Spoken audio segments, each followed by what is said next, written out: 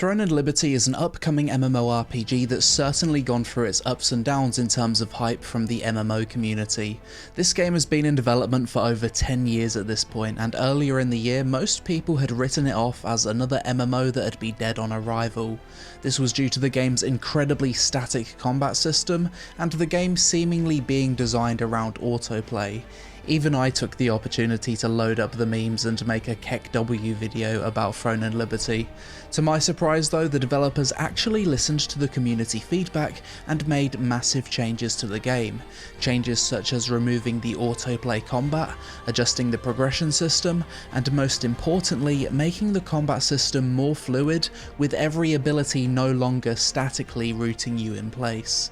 Throne and Liberty has just released in Korea, so in this video you'll get my first impressions of the game, as well as a first impressions pros and cons list at the end.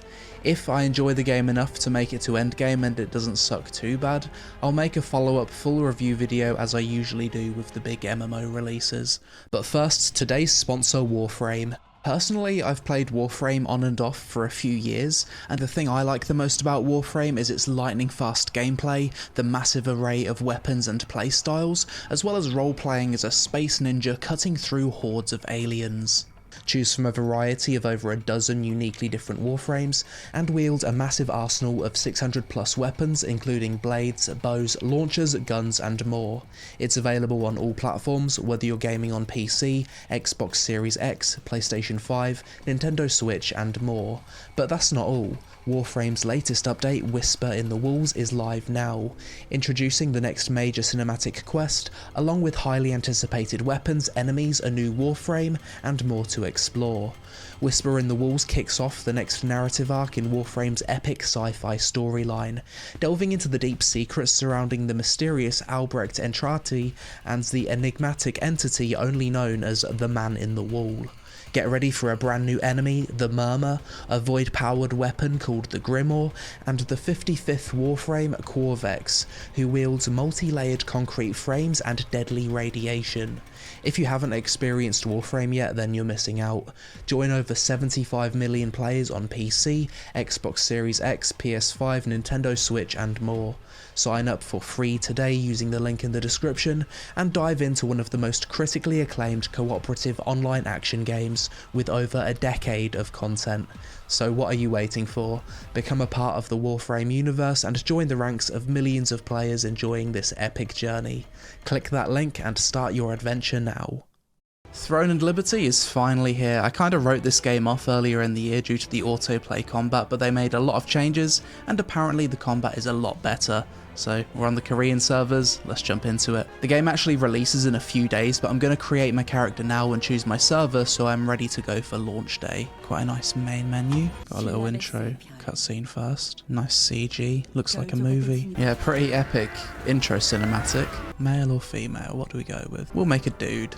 I want to make a wizard, a Gandalf looking motherfucker. Please can I have the name Big Damage. Nice, I got the name. Let's check out the character customization. I want to make a bit of an old man wizard type character. A few different facial presets to choose from. As is usual with Korean MMOs, you've got sliders for absolutely everything. I can already tell that the character customization in this game is going to be insanely good. Potentially even BDO tier of character creation.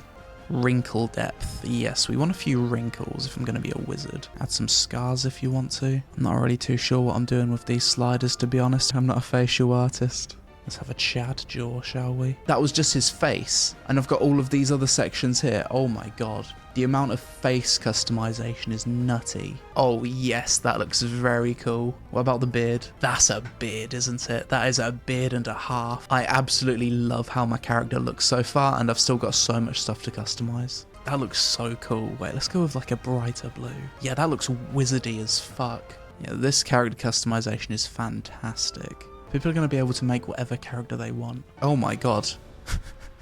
It looks like he's in a black metal band.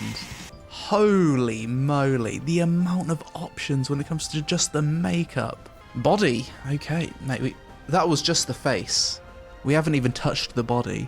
The character customization has an undo button. This is the first MMO I've ever seen that has this, and what a fantastic idea. Because it's got so many sliders, if you mess something up, you can just click previous. Like everything you play around with here, from just changing the costumes to adjusting a slider. You just click this a few times and it goes back. Wow. What's this? Easy face maker. Agree to the collection and use of private data. Oh, I think this game actually allows you to upload files of like famous people or even yourself, and the game will generate a character that looks like whatever you've uploaded. Let's give this a try. Be right back. I'm going to take a selfie, then I'm going to try to upload it to the game and see if it can replicate how I actually look.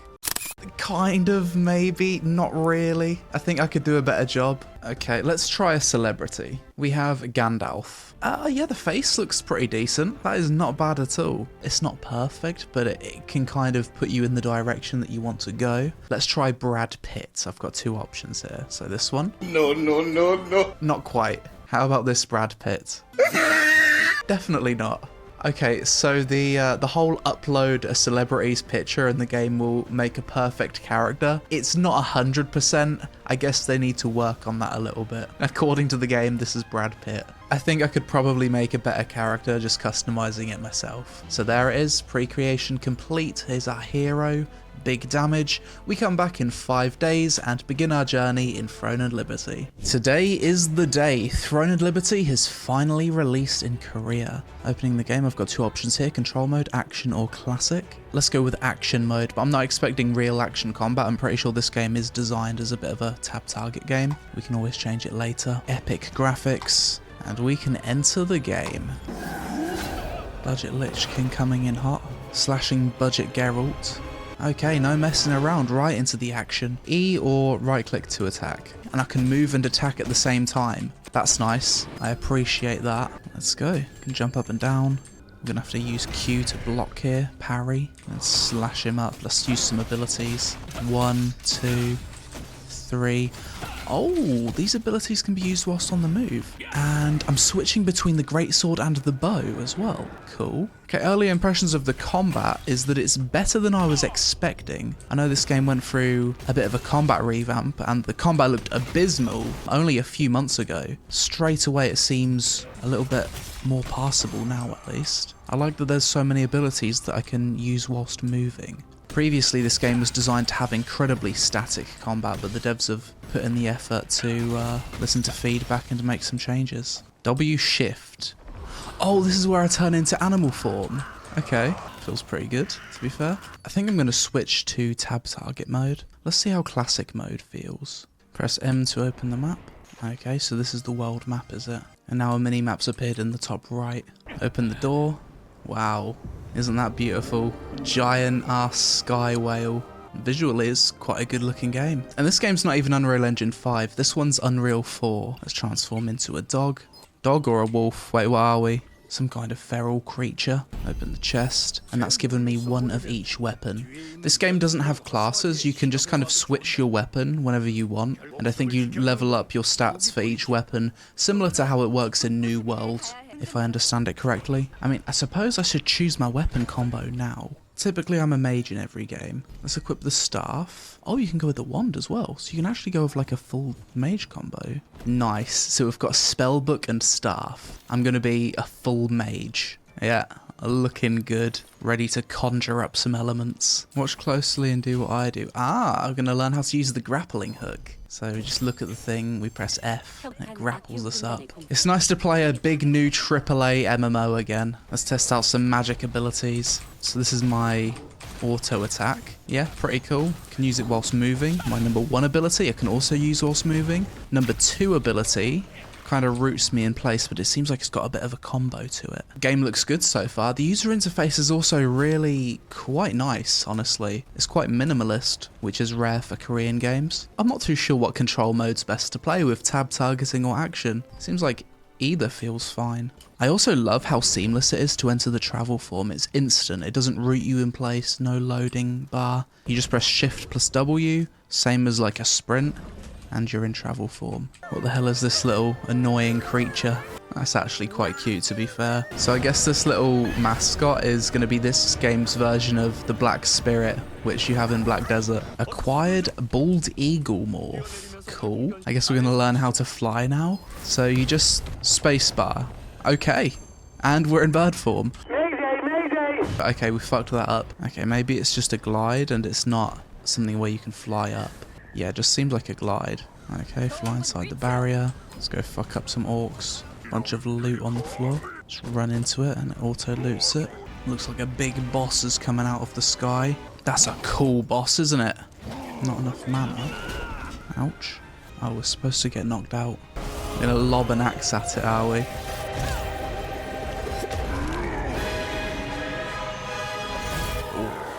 Right in the eye. I'm impressed by the cutscenes in this game. I can't really rate the Korean voice acting, but seems good. Let's have a look around at the view. Yeah, it's nice. Quite a good looking game, isn't it? Wow, giant sea monster over there in the distance. And so, the adventure begins. I guess that's the end of the tutorial, and we're getting a little title screen now. I mean, so far the presentation of the game's really high quality. It's been in development for almost 10 years, so you'd hope so. This is what I'm excited for. Giant castle sieges. And we've arrived. Throne and Liberty. There it is. And here's the other players loading in. Oh, there's a boat arriving as well. I wonder if you can jump on it and it will take you somewhere. And even though we've finished the tutorial, the user interface remains pretty clean. Straight away, the game seems rammed with players. Look at everyone. All of these adventurers. There's got to be at least 100 plus people in this small area. And the game's not unplayable, so that's a W. Definitely getting some frame drops though.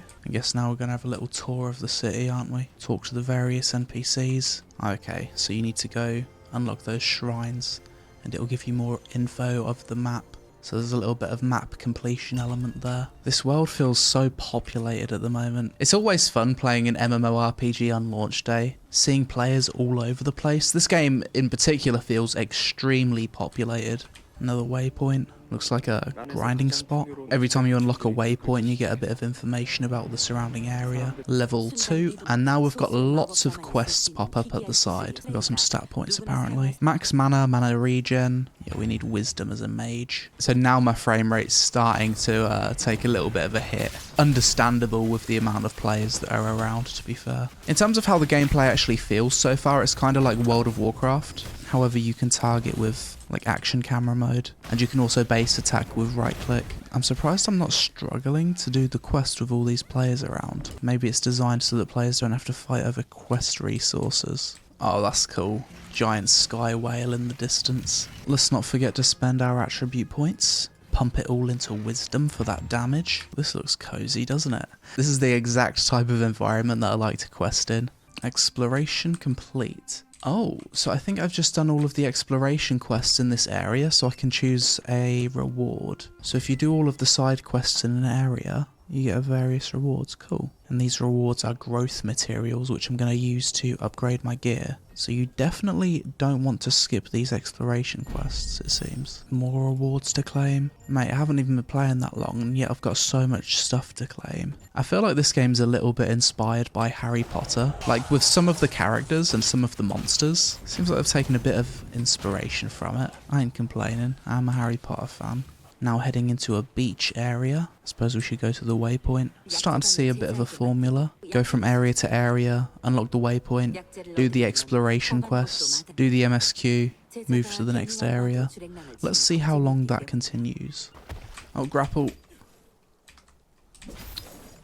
Oh god. Fly! Oh my god, it's so buggy. The bird controls are my least favourite thing about this game so far. Right, let's try this again. Grapple. Grapple. It's not working. Grapple. Turn into a bird. Grapple. Turn into a bird. Grapple. Okay, we made it. That felt like arse. Why have you knocked me off the fucking mountain? I tried to talk to the NPC and it's just kicked me off the mountain. Bruh. And we're dead. Okay, teleport back here. Okay, bird form. Fly here. Land. Land, you piece of shit. Don't knock me off the cliff. Please. We did it. Hardest quest in the game. Oh, when you swim, you automatically turn into an otter. Cool. Rock climbing and traversing the environment in this game is not very fun. It's very desyncy, very scuffed. Like, you don't mantle very often. It's very inconsistent. Like, look how scuffed this looks. A few quests to hand in at the city. Admire the detail in the environment whilst we're here. I love the look of this city in the daytime. It's so cozy. It's like the perfect aesthetic for a fantasy city. I love like the architecture and design of all the buildings. Absolutely gorgeous. Arena Guardian statue. I guess this is where you go to do arena PvP or something. Oh, this is the duel zone, so you can duel with other players here. Cool. Teleporting all over the place. The teleport animation in this game is really cool though, and it doesn't actually put you through a real loading screen. The fast travel animation in this game is probably one of the coolest I've seen in an MMO. Look for clues hidden in the book, so I need to examine this book. Can I flip the pages? Examine. Change page? What do you want from me? I've rotated every aspect of this book.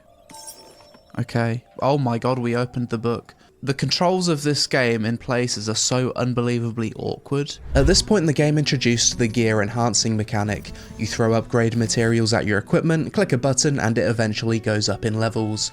As far as I can tell, this isn't RNG progression, but these were just the first few levels of enhancing, so this might change at end game.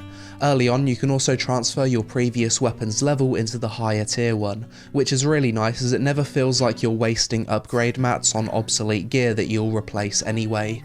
Also, similarly to how you level up gear, you can also level up your skills by feeding skill books into them. I have to say that this system, combined with the various claim rewards red dots, I was starting to get mobile game PTSD. I then crafted a nice pointy wizard hat and went back to questing. Level 10, leveling up quite quickly. How big is the map in this game? If we zoom out, yeah, seems pretty big. And this is just the game at launch. I'm sure it's going to get even bigger as time goes on. This looks beautiful. Well, isn't this picturesque? I always find that starting zones in MMOs tend to be the most cozy and memorable for me. I guess it's because they all have that humble beginnings vibe. Typically farmland, forest. It's all very grounded. I wonder if we can go to that giant mountain in the distance. I bet we can. I guess my early thoughts on the game so far is that I'm impressed with the world. The combat's pretty mid, maybe like slightly below average, and the user interface is quite clean by Korean MMO standards. Let's see what changes as we keep playing more. Sheep morph stone. I've just morphed into a sheep. What? Okay, that's pretty cool. Because I'm a sheep, the wolves are all chasing me. Yeah, that makes sense. It's a bad time being a sheep in this area. Let's turn off the UI and get immersed in the life of a sheep. I am really struggling with the questing in this game and I don't know why. I'm just having a really hard time.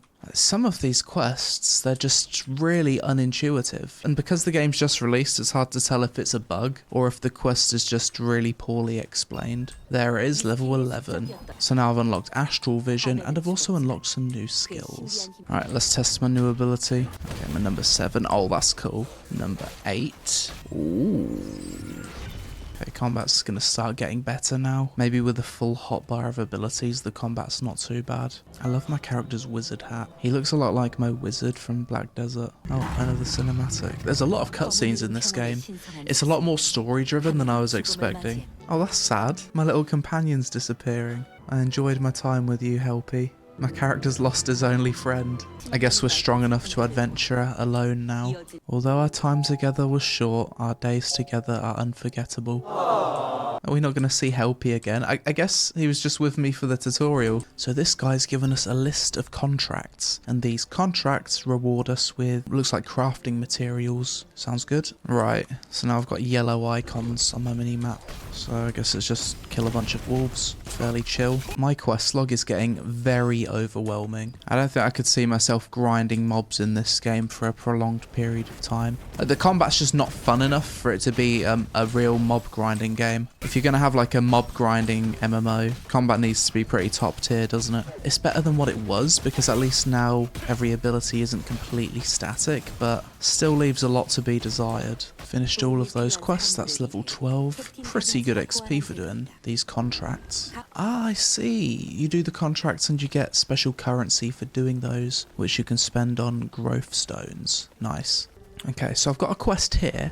I need to help a hunter who is already in combat with the wolves. It doesn't even show the location. The questing in this game is worse than BDO because not only is it basically the same thing, but it requires additional thinking and it's unintuitive. The quests would actually be better if it was just kill 10 wolves. They've made it worse than standard MMO questing by trying to be clever. Go help a hunter that's already in combat with a wolf, kill the wolf, and then do some weird thing with a trap. Oh, and by the way, we're not going to mark it on the map, and we're not going to identify the hunters clearly with an icon. There's been a few quests like this. You read the quest and you try and follow the instructions, and it just doesn't make any sense. I want to stop complaining, but I can't because the game won't let me. And the annoying thing is, if you miss out on one of these like exploration quests, you miss out on all of the bonus rewards. It fucking hurts that you don't get the final completion rewards because the rewards are really good, and it hurts your OCD as well. Oh my god, we found a hunter. We have actually found a hunter. Can we do the quest? Fuck me, we've done it. Unbelievable. So now I need to find a wolf trap. I remember seeing a wolf trap before. Over here. Not marked on the map whatsoever. I guess I need to wait my turn. Is anything happening? I can't interact with the wolf trap. Right, I'm killing wolves near the wolf trap. So not only was finding a hunter a pain in the ass, but also actually making the wolf trap part work is also a pain in the ass. Does the questing get any better? The questing's just making me not want to play the fucking game. Jump on it? Interact with it? Well, we killed all the wolves. And now the icon for the wolf trap has disappeared. Manipulate it. Okay, let me use my manipulate button.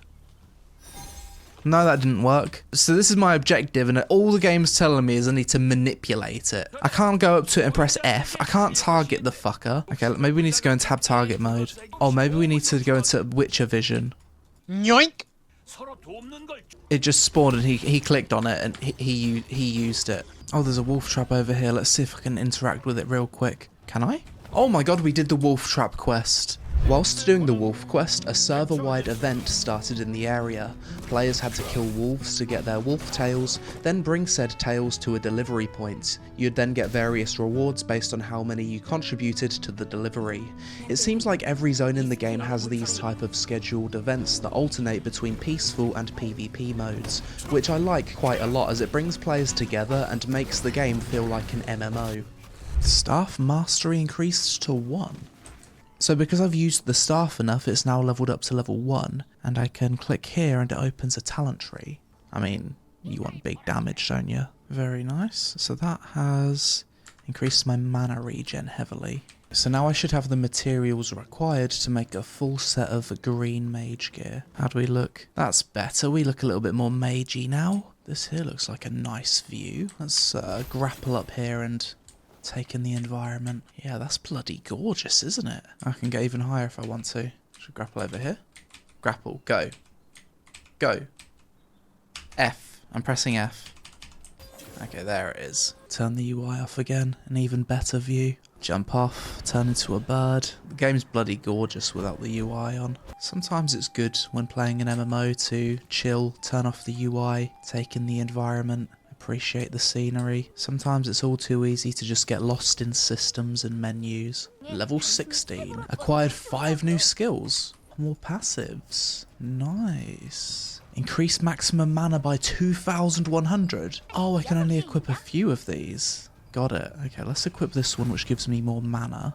So now I've almost got a full set of green gear, and I've enhanced it to like a baseline of level 2. I just need a ring now. Making some decent progress. I like the look of this area. Very colourful, vibrant fields. Giant open plains with terror birds. Oh, isn't this a dungeon that's only open at certain times of the day? Only accessible during the daytime. Ah, this is quite a cool looking zone. I like the autumn theme. As far as Unreal Engine 4 MMOs go, this might be one of the best looking ones I've played. I actually quite like the parry system in this game. It's quite engaging. Feels good when you pull off a successful parry. Suppose let's take everything to level 3 now.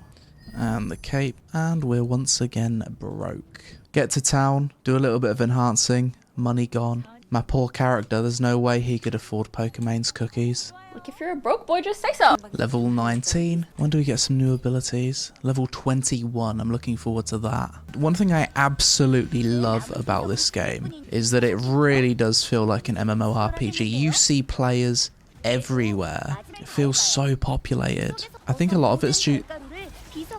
Korean lady, shut up, I'm trying to commentate. I think a lot of it's down to the game design. Like, you're constantly out in the world, doing contracts, doing world events. It's really quite cool. Everyone's just waiting around at this point. Yo, this person looks cool. Great sword with daggers. His armor looks cool as well. What a Chad character. I do quite like how my wizard looks now though. Oh, what? I've accepted a quest and now I'm playing as another character. That's cool. Big damage. Oh, this feels good.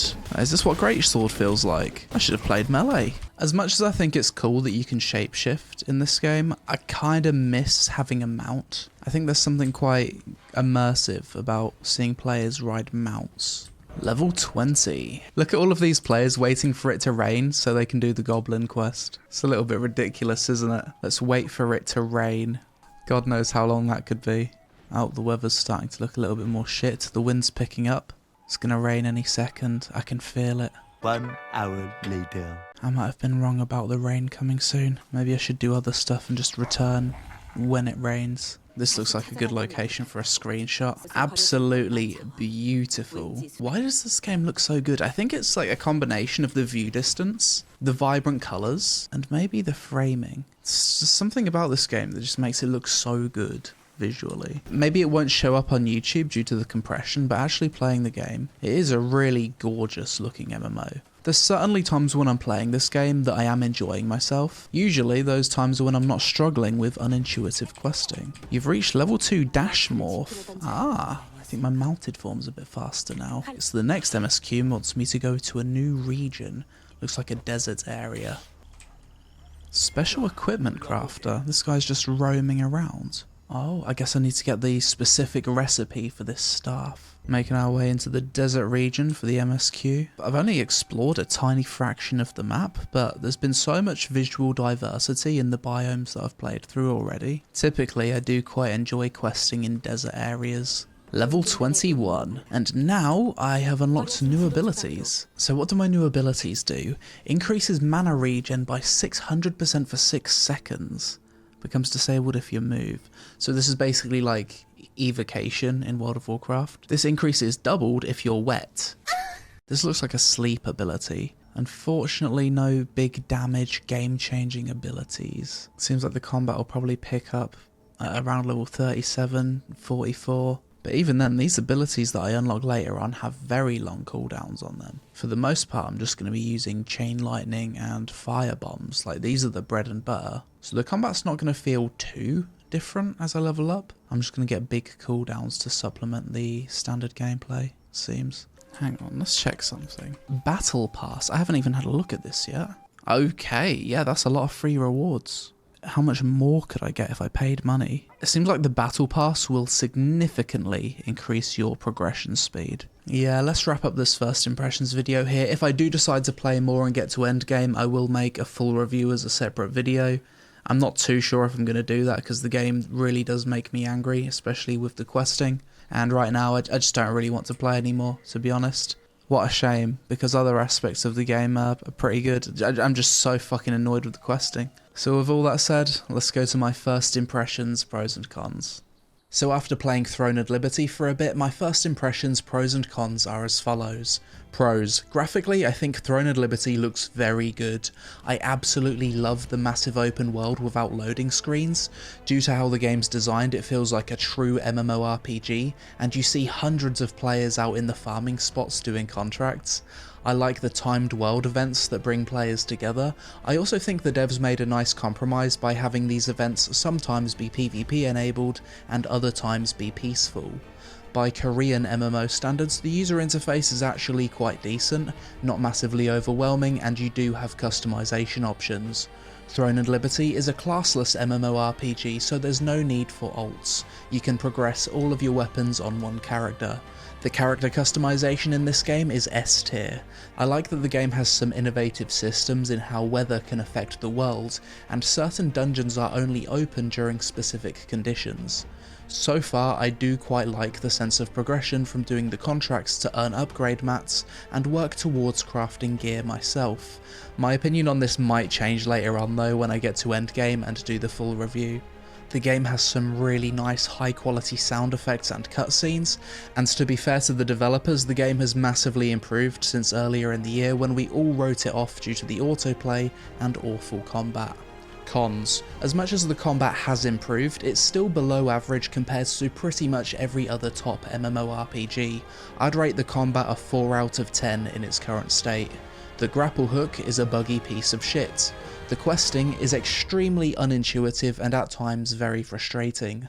The climbing mechanics are awful. There's actual quests designed for you to jump up rocks rather than use your grapple hook, and it just feels so shit and scuffed because the mantling hardly ever works. Personally, I don't like that everyone's a shapeshifter. I'd have preferred traditional mounts. The flying shapeshift feels really clunky. It's another pay-to-win Korean MMO, and at times TL does kind of feel like a mobile MMO wearing a PC MMO's skin. Overall, so far my first impressions with Throne and Liberty is kinda mixed. There's certain things I love about the game, such as the massive open world, the visuals and MMORPG feeling with so many players running around, but the moment-to-moment gameplay is quite boring.